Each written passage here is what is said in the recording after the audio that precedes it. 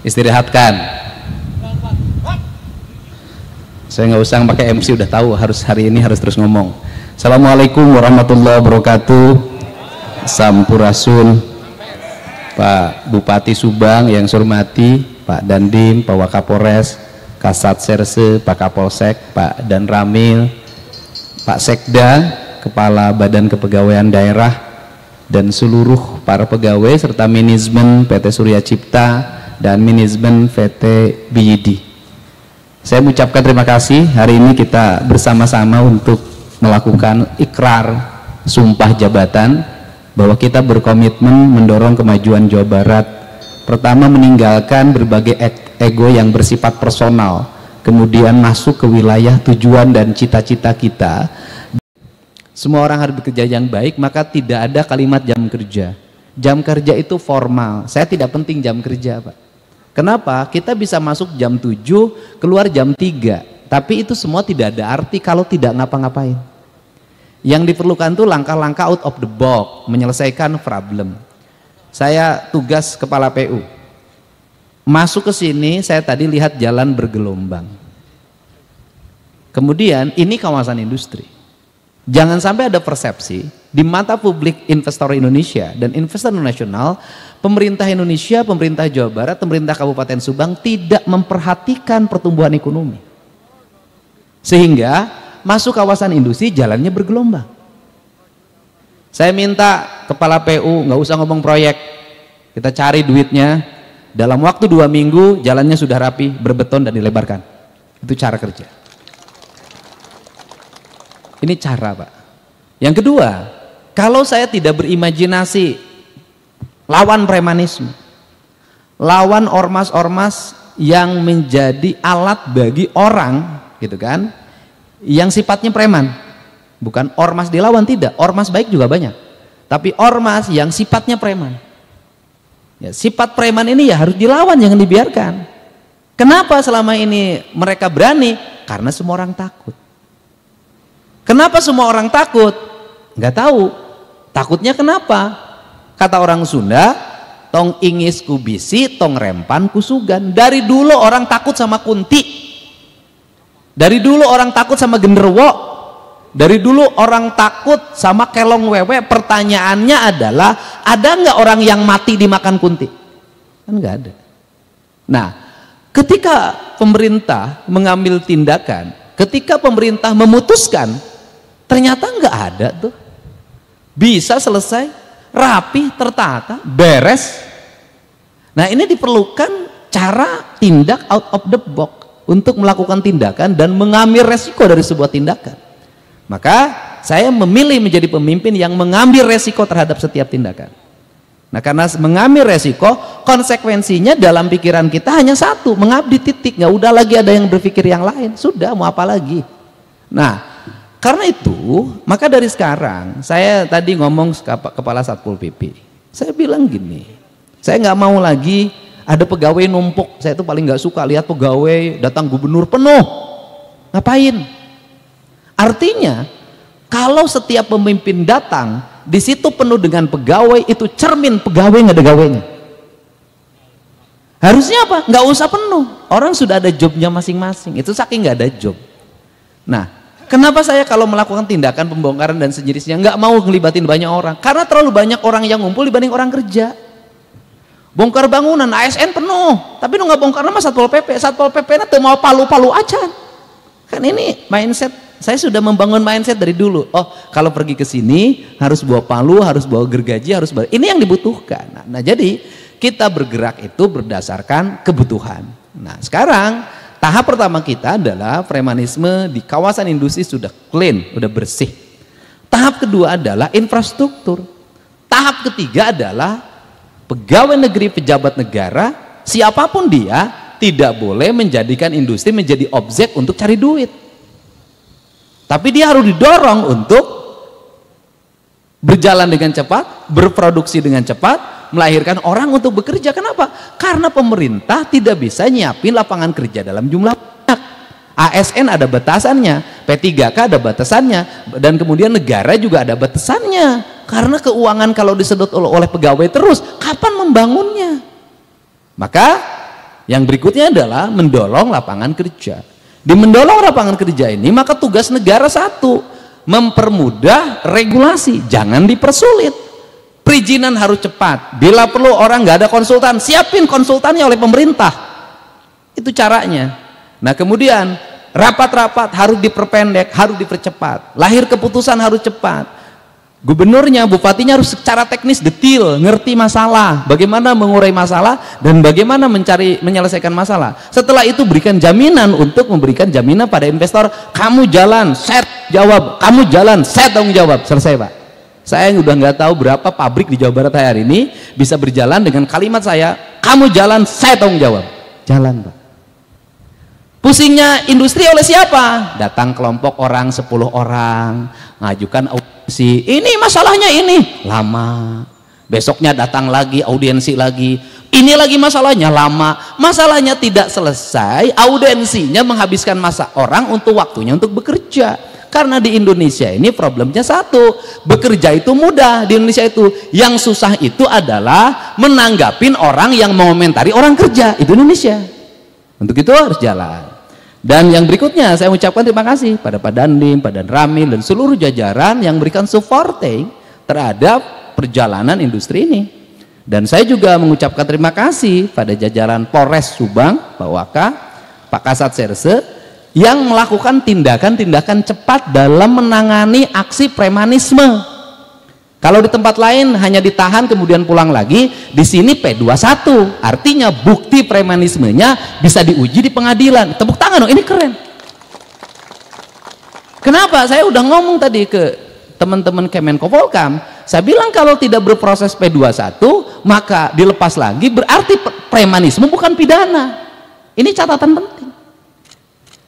Loh, kalau bukan pidana ngapain ditangkap? Ditangkap ini berarti ada unsur pidana. Nah, tetapi pemerintah harus memikirkannya apa?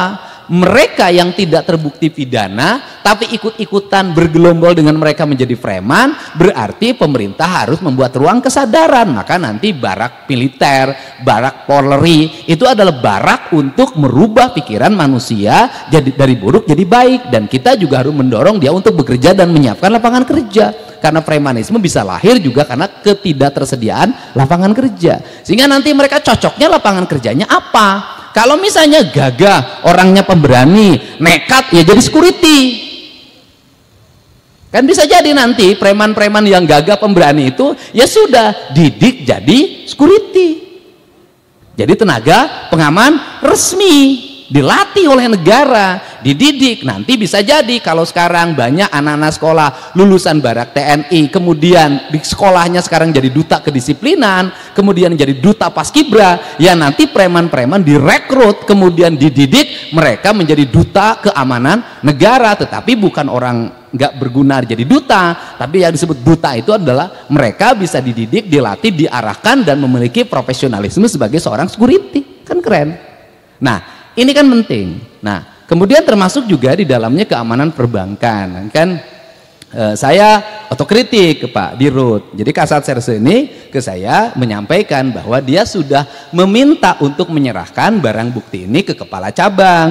Tapi kepala cabangnya menjawabnya harus ke legal, harus ke sini. Kebetulan ngeluhnya ke saya. Karena ngeluhnya ke saya, ya sudah serahin aja sekalian. Nah, maksudnya saya bahwa dalam dunia manajemen kepala cabang yang seperti ini nggak boleh dipakai. Kenapa? Nggak punya inisiatif, nggak berani ngambil resiko. Karena pemimpin itu kalau ingin besar dia harus ngambil resiko. Sehingga saya jujur aja hari ini nggak boleh ketemu saya, nggak boleh datang. Saya bilang kenapa? Jangan datang ketika masalahnya sudah selesai, tinggal ada panggungnya, tampil paling duluan. Tapi ketika ada masalah sembunyi. Saya nggak suka orang seperti itu.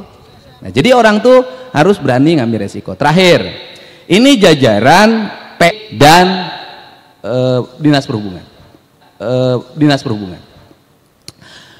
Pertama, UPT gitu kan, kalau terlalu luas diperbanyak. Kalau terlalu luas, kan sekarang ada 6 UPT, kalau terlalu luas diperbanyak. Tetapi menurut saya manajemen itu harus sedikit. Yang kedua, di setiap UPT itu nanti ada satu mobil yang khusus menangani PJU. Oke, satu. Dua, mobil yang PJU ini juga harus bisa menangani kerusakan CCTV. Yang kedua, mobil yang khusus mengurus persoalan kebersihan.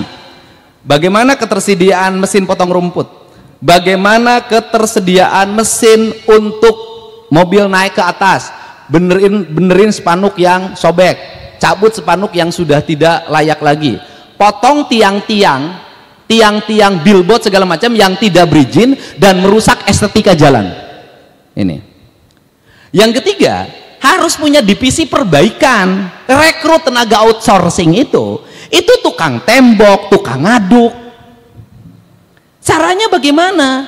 Caranya di PU bikin anggaran semen, anggaran pasir. Jadi drainase yang batunya lepas, jangan nunggu proyek berikut. Lakukan perbaikan sejak sekarang, karena saya keliling kemanapun, saya tidak menemukan drainase jalan provinsi yang mulus. Semuanya tidak berfungsi, semuanya pada copot, semuanya tidak terawat. Tiang-tiang baligo yang dengdek saya nanjak ke arah dari Subang ke arah Lembang itu tiang papan reklame dari Jasara Harja itu begini, papan petunjuk yang arah Ciater kanan kirinya nggak jelas. Indonesia ini negerinya berantakan banget, Jawa Barat ini. Nah, untuk itu saya nggak mau lagi ke depan begitu. Kepala PU nanti harus keliling, motivasi kepala UPT-nya. Di setiap UPT nanti ada tenaga kebersihan yang setiap hari monitoring jalan yang kotor, rumput yang tinggi. Yang kedua, setiap hari dia melakukan perbaikan terhadap drainase yang rusak, tembok yang copot. Yang ketiga, melakukan perbaikan terhadap jalan yang bolong. Nggak usah nunggu lagi nanti turun anggaran pemeliharaan. Selama ada, perbaiki sekarang. Kenapa? Karena rata-rata pemeliharaan jalan turunnya adalah bulan November, kemudian bulan Oktober pada saat hujan deras. Saya sering menemukan kasus di Provinsi Jawa Barat sebelum jadi gubernur adalah melakukan perbaikan jalan, penambalan jalan dengan hotmix pas hujan deras. Nanti nggak boleh. Saya detil, Pak. Nah, yang berikutnya adalah di setiap UPT ada satu mobil ambulan. Untuk apa? Menolong orang yang korban kecelakaan plus tenaga medisnya. Yang keempat, di setiap UPT, di setiap sekian kilometer jalan provinsi harus ada mobil derek. Kemacetan timbul tuh mobil mogok, sudah jalannya curam, mobilnya tua, muatannya besar, timbul kemacetan. Selama kemacetan itu ada berapa orang yang mengalami stres? Kenapa? Keterlambatan. Selama kemacetan itu ada berapa mobil yang menghabiskan bahan bakar? Saya nggak mau begitu. Jadi nanti ada patroli pengendali jalan. Buat apa kita setiap hari?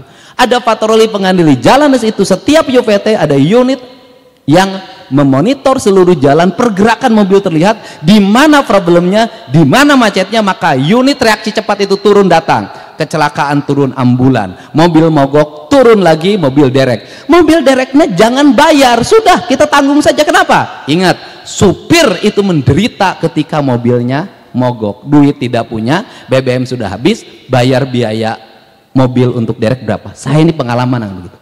Saya jadi gubernur, saya dulu punya cita, ini akan saya rapihkan, ini akan saya bereskan. Nah, kemudian yang berikutnya, ini cita-cita saya ke depan. Nanti di setiap batasan kabupaten itu ada gapura.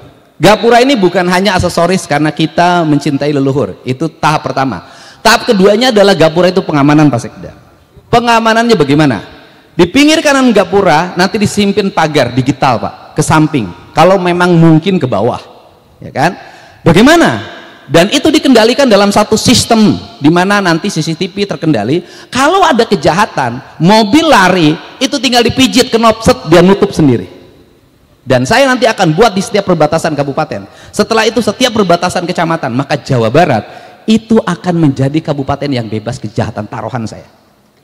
Kenapa? Dengan sistem yang baik, pengawasan yang ketat, kemudian teknologi yang tinggi, nggak akan ada orang yang berani jahat. Tahu, maling tidak pernah datang pada tempat yang terjaga. Maling selalu datang pada tempat yang terlena.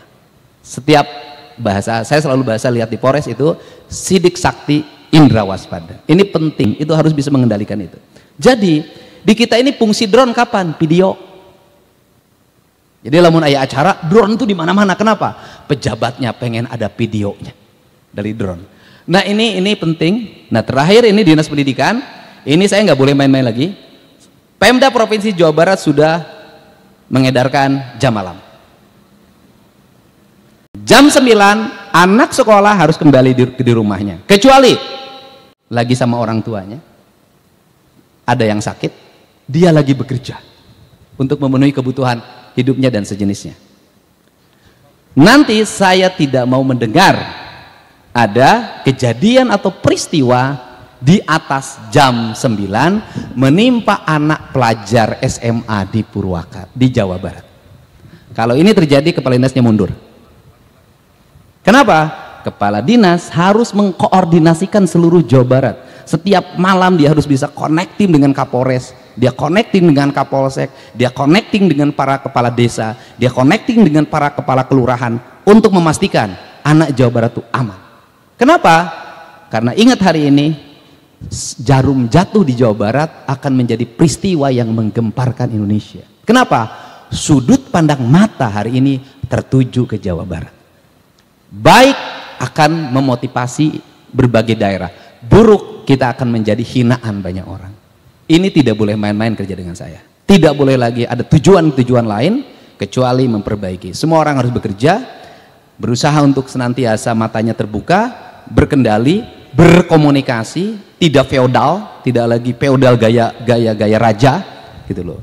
Kalau disebut raja boleh, tapi kerjanya harus cekatan. Nah, tetapi ini yang harus dilakukan. Ini prinsip-prinsip dasar, termasuk kelautan. Kelautan segera membuat konsep.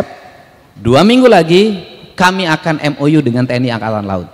Targetnya adalah tidak ada sampah di pantai, tidak ada sampah di sungai, bebas Jawa Barat dari limbah dan pencemaran lingkungan, dan kemudian menjadikan laut itu sebagai halaman rumah Provinsi Jawa Barat. Nah, ini langkah-langkahnya, dan tidak boleh lagi karena saya mah awewe, nggak bisa, karena sudah jadi pejabat tidak lagi ngomong perempuan dan laki-laki. Anda setara dengan laki-laki. Jadi kalau keluar jam 12, keluar jam 1, nggak ada urusan dengan status perempuan. Kenapa? Anda hari ini pejabat dan sudah mengklaim diri bahwa perempuan dan laki-laki sama. Artinya melaksanakan tugas dan kewajiban juga sama. Kerja saya ada kerja teknis, ya, jadi yang terakhir tidak boleh lagi ada anggaran kajian-kajian di dinas-dinas. Kajian ini, kajian ini. Saya tadi sudah meminta ahli yang sekolah dari Jerman, tolong, saya bilang, rubah produk kajian di Provinsi Jawa Barat jadi energi. Jadi buku kajian dirubah jadi energi, karena itu hasil kajian nggak tahu sudah berapa ratus miliar itu uangnya. Semuanya harus taktik, teknis, kita nggak punya banyak waktu, dan kemudian kita hari Jumat ini 100 hari, dan 100 hari ini nanti harus termonitor. Yang berikutnya adalah posting media sosial hanya satu, pekerjaan. Tidak boleh posting-posting yang lain di luar pekerjaan. Harusnya adalah produksi. Produksinya adalah produksi apa yang kita kerjakan. Apa yang kita kerjakan, ceritakan kepada masyarakat. Sampaikan kepada masyarakat, lihat apa yang dilakukan dan apa hasilnya. Baik dan buruknya masyarakat yang menilai. Untuk itu saya ucapkan terima kasih. Selamat bekerja. Bekerjanya mulai detik ini Anda sudah bekerja. Lakukan langkah-langkah cepat dan penanganan. Tak ada waktu lagi kita untuk leha-leha, rileks, santai, karena dibimbing dengan saya berarti diajak untuk berlari. Dan kemudian apakah kita memilih berlari atau maraton? Saya milih berlari saja. Kenapa? Maraton nanti takut ketinggalan. Dan apakah berlari akan kehabisan napas? Tidak, karena kita adalah energinya energi alkalin, bukan energi batu baterai yang mudah rapuh dimakan oleh hujan. Terima kasih. Wallahu muwaffiq ila aqwamit thoriq. Assalamualaikum warahmatullahi wabarakatuh. Sampurasun. Beres. Hidup-hidup syah. Ya, terima kasih Bu Berkat.